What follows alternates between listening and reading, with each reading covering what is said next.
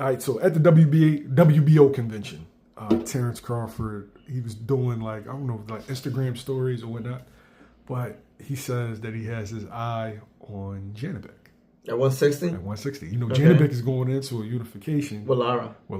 Yeah. One thing about Terence Crawford is he works smarter, not harder. Yeah. Other dudes will collectively, grab the belts one by one. Terence Crawford will sit back, watch you, observe, and say, I'm collecting all of them. Yeah, and then okay, you do your work for me, and then I'm gonna come in, I'm gonna beat your ass, and then I'm gonna walk off with the whole lot. Yeah. All right.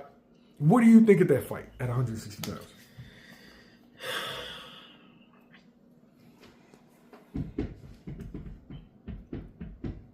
So, who's the weakest link at 160?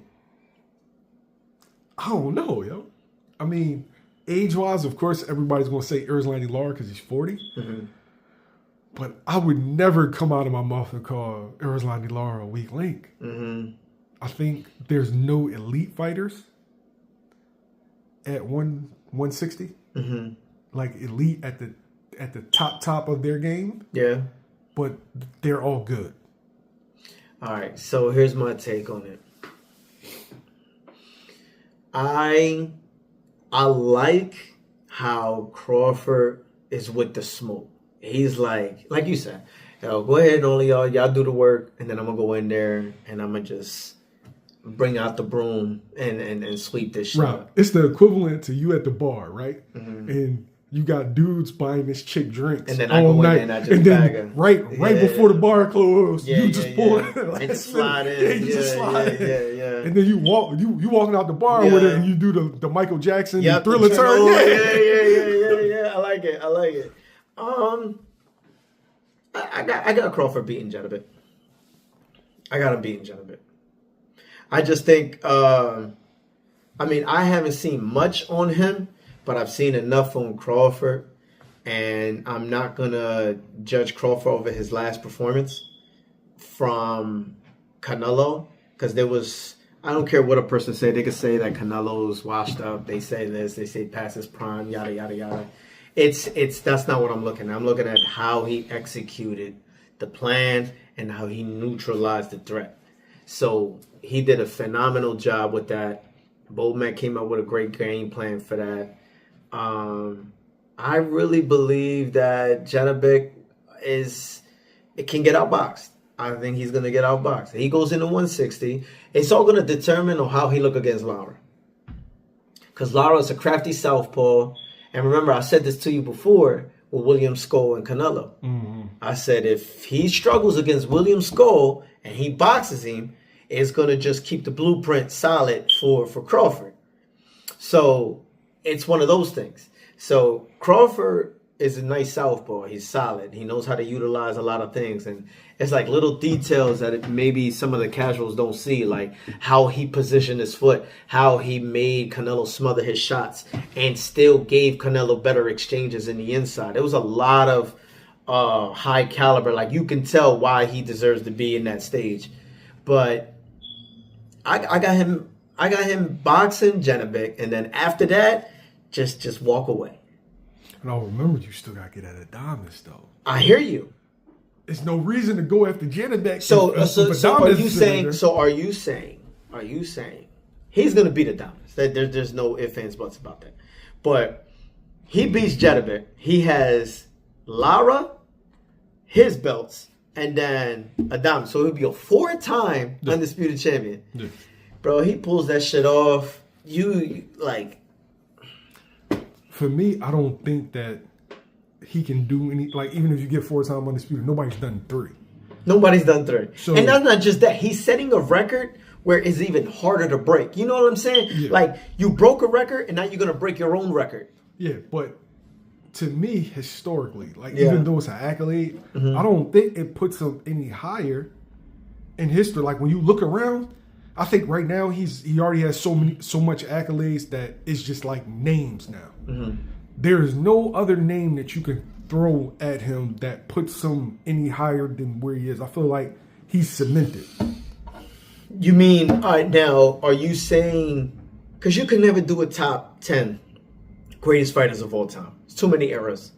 too many differences, too many styles, less promoters, less belts. You know what I'm saying? So would you say since Mayweather, would you say you would have to put him as the best in that era? Crawford would be the best in that era. If you add post Mayweather era, yeah.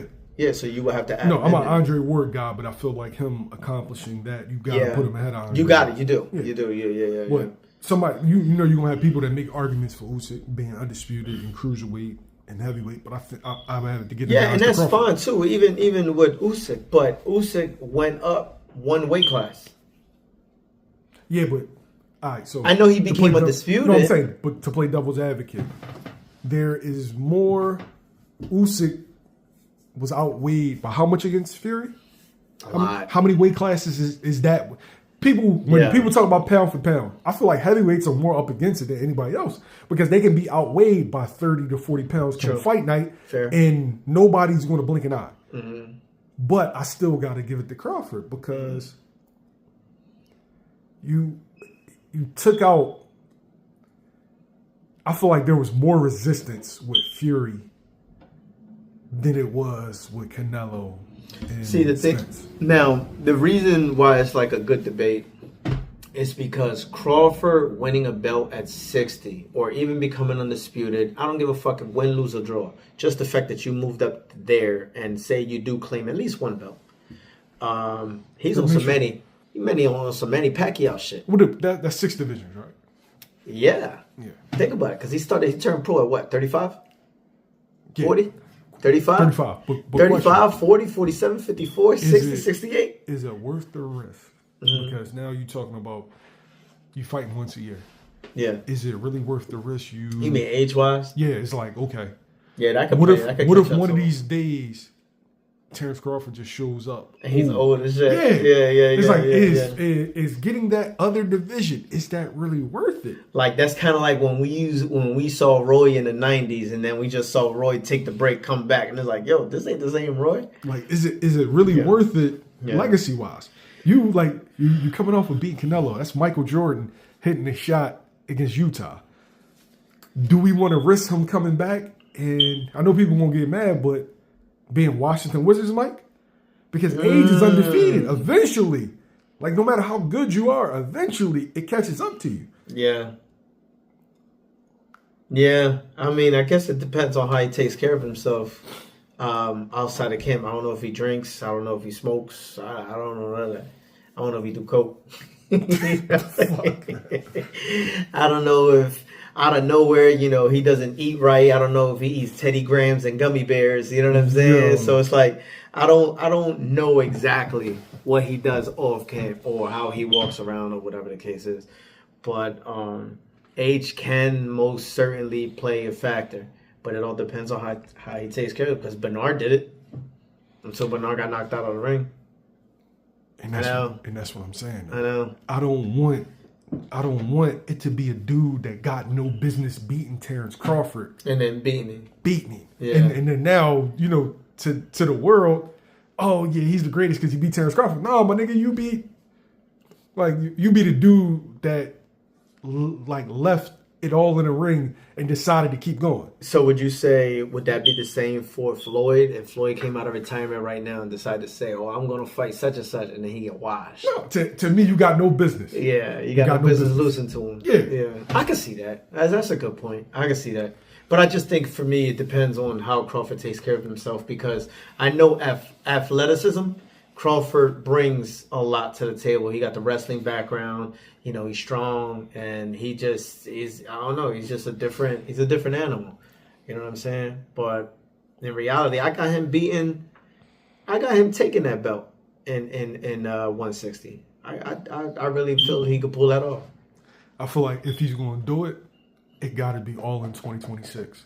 Yeah, don't let I can see that. Linger into 2027, 2028. Don't do that. Like, just get it out the way. Don't do the year you taking that year break. Don't do that. Yeah, clean these dudes out. Yeah, in 2026. I'll tell you what I did like. You know what I'm saying? And I know that there's a lot of folks that call me a Terence Crawford. I don't hate the man. I just think that he wasn't he wasn't able to beat the guys that I thought he can beat. You know what I'm saying? That's all I'm saying. But I think with Crawford, not only his IQ and his abilities to perform the way that he does, Crawford has a phenomenal team. Like, he has solid guys who he has kept for years. He didn't go outside the circle. If he brought anybody in, he brought like one guy in for a specific task. He didn't switch a lot of things around. He kept the same thing, and Bomac gives every coach an opportunity to speak their mind. So it's like, what do you see? What do you think? So on and so forth. And that's what makes a team so strong. That's how Brady was doing it. Brady built dynasty no matter what team he went to, but because he was the foundation of the guy and he put it together, that's how he did it. So I don't think that it's beyond Crawford, for real, for real. I think you got to go up against the whole squad. That's the way I was taught. When one of my coaches taught me, introduced me into coaching, that's how I got the name Philly 101 when I had my gym. Philly 101 boxing came from my first lesson as a coach. And it was solid. Like Vaughn, I remember Vaughn being, he was teaching me or whatever. And he's like, first rule of coaching: when your fighter is in the ring and you're standing behind your fighter, who's competing? Who's up against who? And I was like, our guy against their guy. He was like, and who else? And he kind of stumped me a little bit. And I'm like, well, I don't know. I guess, I didn't know what else to say. And he was like, it's your fighter versus their fighter, that coach versus that coach, that cut man versus that cut man, that strength coach versus that strength coach, that second versus that second. It's always a one-on-one, but it's a team effort, which is how I came up with Philly one-on-one boxing when I had my gym. So that was my first lesson. So it was kind of like, when you go up against that, it's kind of like, having Bo in your corner. You know what I mean? You can't just go up against one fighter. You got to go up against his IQ, and the rest of the team's IQ. So it's like, that's what makes it so dope. But, again, it's a whole unit that you got to go up against. So that's why I think Crawford's going to be successful at 160.